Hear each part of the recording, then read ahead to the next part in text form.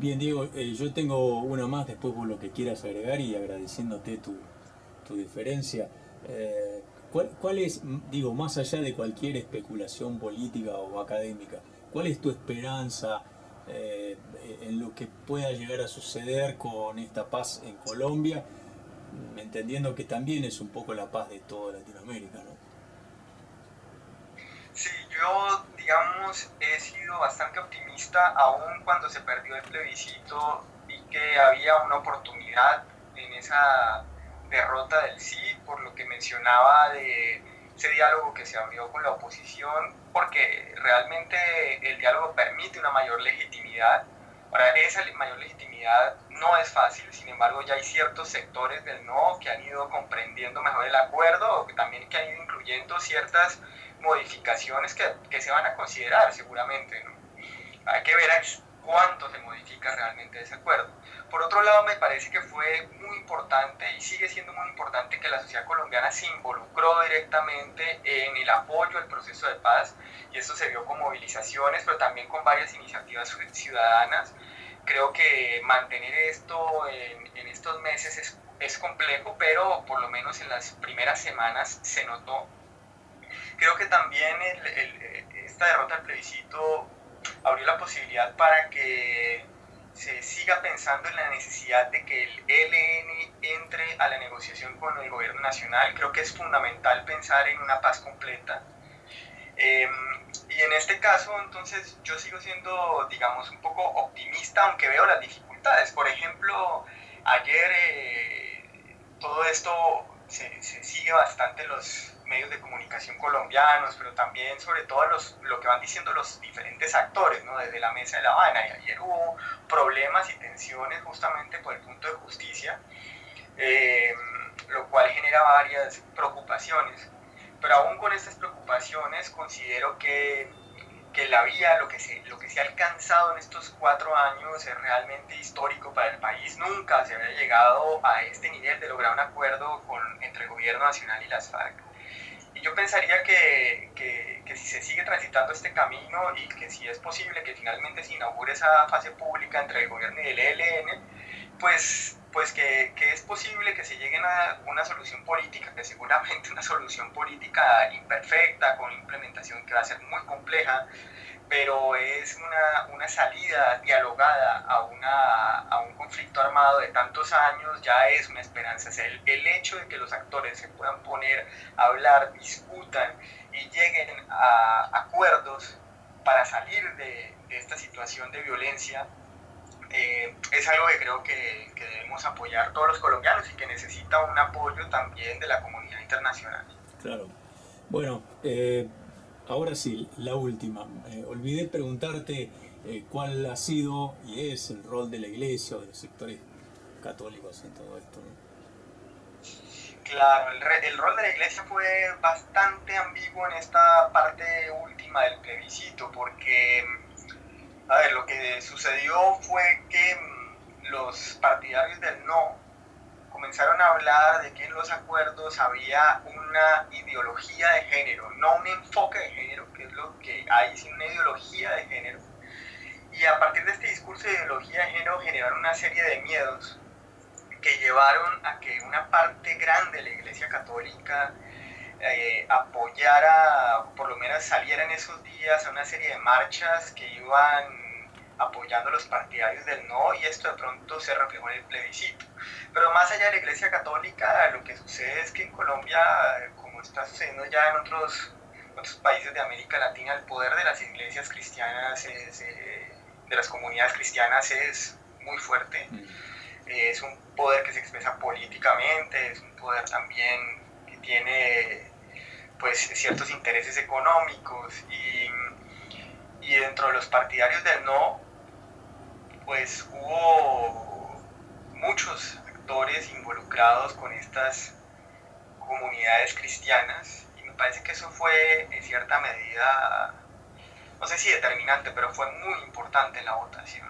Entonces, lo que ha sucedido también es que en este proceso de renegociación, tanto el gobierno como las FARC han tenido la oportunidad de escuchar a la Iglesia Católica. Bueno, la Iglesia Católica ya digamos, se pronunció a favor del acuerdo, a favor de la posibilidad de hacerle unos ajustes, pero sobre todo a favor de la posibilidad de la paz. Y dentro de estas comunidades cristianas, pues se ha logrado una interlocución con algunos representantes. Pero como ahí la jerarquía es diferente, realmente no hay una jerarquía establecida muy clara, entonces lo que sucede es que se dialoga con diferentes representantes.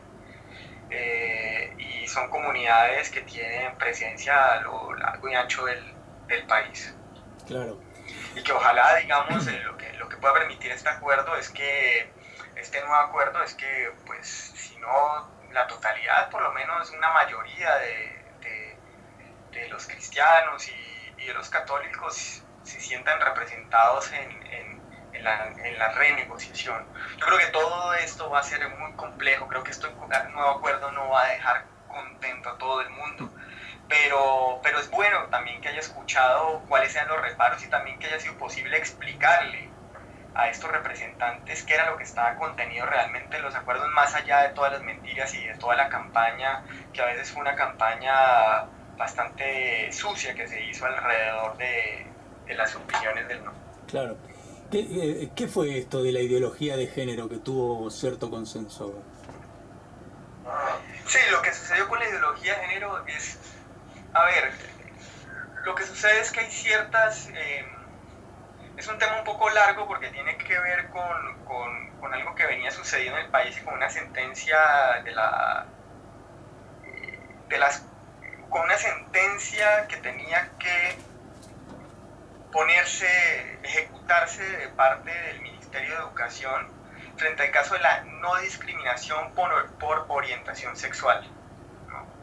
Y al incluir dentro de los acuerdos un par de párrafos y menciones a la no discriminación frente a la comunidad LGTBI, esto llevó a que los partidarios del no se inventaran esta ideología de género diciendo que lo que había en los acuerdos era un ataque frente a la familia, ¿no? Y que además apoyaban una serie de temas con los cuales una parte de la sociedad colombiana no está de acuerdo, sí, que están relacionados también con básicamente con el matrimonio igualitario y que tienen que ver también con las regulaciones frente al aborto. Entonces todos estos temas se fueron juntando en lo que se convirtió en este mote de la ideología de género, sí, que les sirvió a ellos como caballito de batalla para decir que en ese acuerdo había una serie de medidas que, aunque no estaban contempladas, simplemente se seguían cuestiones que están contempladas simplemente en la Constitución colombiana, ¿sí?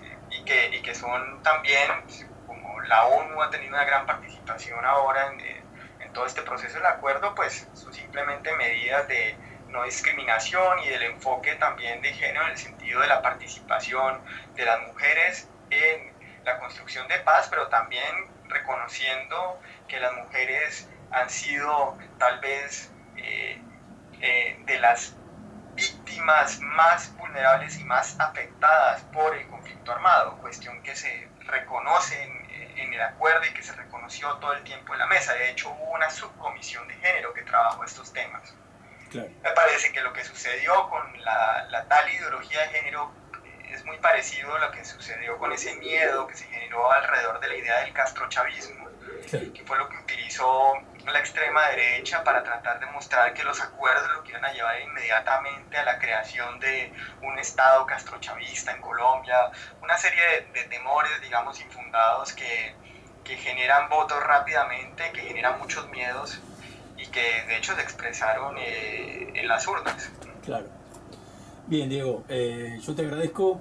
Si querés agregar algo más, lo que quieras, y si no, No, Gustavo, te quería agradecer por esta invitación y bueno, espero que podamos dialogar en otra oportunidad. Y ya sobre el tema mismo de la paz, pues nada, reivindico como el optimismo y sobre todo como la voluntad de que ojalá se llegue a una solución política al conflicto armado colombiano.